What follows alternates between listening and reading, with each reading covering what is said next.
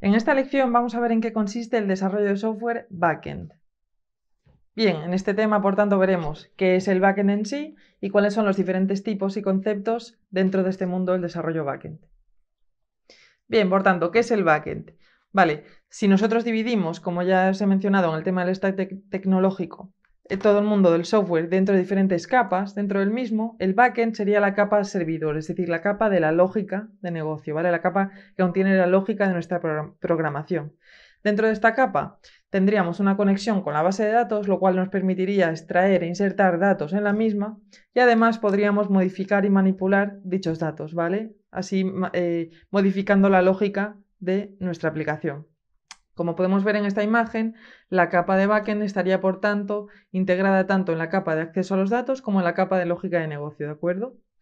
Bien, los principales lenguajes de programación que existen en el mercado laboral para el desarrollo backend son los siguientes. Son Java o Java, ¿vale? Python, PHP, Ruby y Node. Node.js es un lenguaje un poco más reciente, pero bueno, estos son los principales y son los que más veréis, ¿no?, en las diferentes ofertas de trabajo que existen actualmente.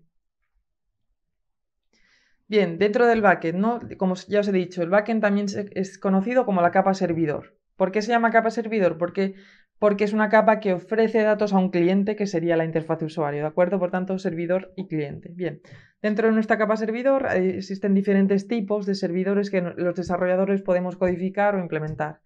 Algunos de estos tipos serían una API, una Application Programming Interface. Dentro de estas APIs podríamos realizar web services, un concepto que ahora os explicaré. También podríamos realizar librerías y muchos más tipos que existen actualmente. Bien, por tanto, ¿qué es una API dentro del mundo del backend? Una API o Application Programming Interface nos ofrece funciones y procedimientos que le permiten ser utilizada por otro software como una capa de abstracción. Es decir, como ya he mencionado antes, si nosotros tenemos nuestra base de datos y nuestro backend, si nuestro backend es una API, nos permite abstraer toda la lógica que tenemos dentro del backend para ofrecérsela a la interfaz de usuario, ¿vale? Simplemente es una separación entre el backend y el frontend, es decir, una capa de aislamiento, ¿vale? Dentro de este backend, dentro de estas APIs podremos codificarlas e implementarlas con diferentes arquitecturas y tipos. Este concepto simplemente es para que lo sepáis, no tenéis que aprenderoslo de memoria, ¿vale? Pero existen dos tipos principales, que serían las APIs REST y las APIs SOAP. Las APIs REST lo que nos permiten es ofrecer ciertas funcionalidades a nuestro frontend de una manera más dinámica y generalmente mediante ficheros JSON, ¿vale? JSON. Y las APIs SOAP son unas APIs quizás más estáticas, que tienen un poco más de seguridad, pero también son más rígidas, ¿vale? Y nos permiten establecer peticiones mediante ficheros XML entre diferentes capas del software. Como podemos ver muy bien en esta imagen, si os fijáis, tendríamos a la izquierda de la imagen tendríamos nuestro ordenador, nuestro navegador, que haría peticiones a través de Internet a una API, ¿vale? O sea, la API, como podéis ver, lo que ofrece es funcionalidades a un usuario, a una interfaz, ¿de acuerdo? Por lo tanto, las expone y las recibe. Y después de esta API ya tendríamos nuestra base de datos y le enviaríamos y recibiríamos los datos de la misma. No es más que una capa de abstracción, ¿vale? Quedaros con esa idea. Bien, dentro de las APIs, un tipo de API sería, por ejemplo, un web service. ¿Qué es un web service? A diferencia de lo que ya os he dicho previamente, un web service lo que nos permite es conectar dos APIs entre sí. O sea, sería la capa intermedia. Si nosotros tenemos una API que nos realice una funcionalidad y otra API que realice otra, el web service va a permitir comunicar estas APIs, ¿vale? Para que puedan, pues, hacerse peticiones entre ellas o enviarse datos. Al final no es más que enviar y recibir datos, como ya os mencionaba en el primer tema, ¿vale? Bien, otro tipo de backend, de desarrollo backend, pues sería desarrollar librerías, ¿vale? ¿Qué es una librería? Bien, una librería es un conjunto de funcionalidades programadas en un lenguaje de programación que se ofrece mediante una interfaz.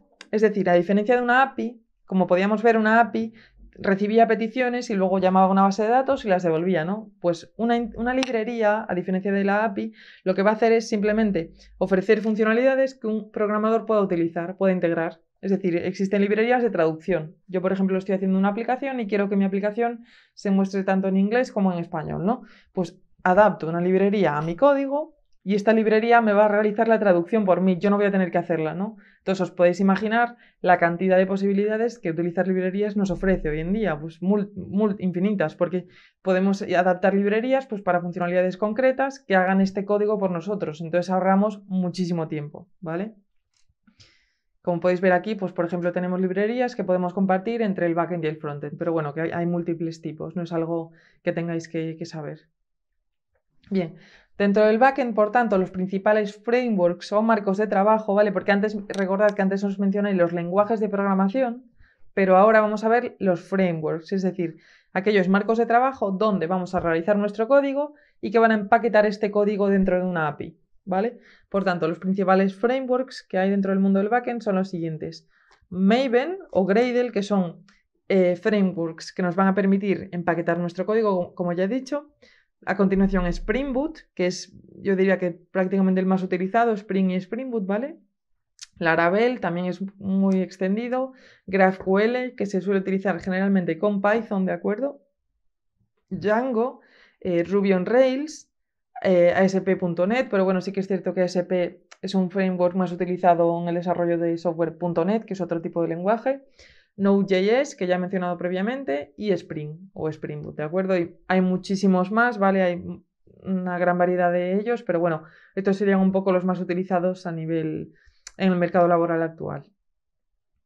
Por último, mencionaros un concepto que creo que es importante saber porque está ya totalmente extendido, ¿vale? A día de hoy, y es el software as a service. Bien, estoy seguro que todos habéis oído hablar de qué es el cloud, que es el mundo de la nube, ¿no? De todo lo que podemos almacenar en Internet. Bueno, pues al final, además del cloud como almacenamiento de datos, que es lo que todos conocemos, ¿no? En nuestros teléfonos, en Google Drive, en todo este tipo de herramientas, el cloud también nos permite que podamos alquilar software, algo súper útil, es decir, nos permite pues que, por ejemplo, haya empresas que desarrollen software, la suban al cloud, a Internet, y permitan a los demás usuarios alquilarlo. Dicho software, alquilar recursos, alquilar pues, funcionalidades, lo que sea, ¿vale? Entonces, dentro de este software conocido como software as a service, que sería este software que está en el cloud, también dentro de este software habría backend as a service, es decir, nosotros podemos alquilar este backend que está en la nube también, ¿no? Cosa súper útil.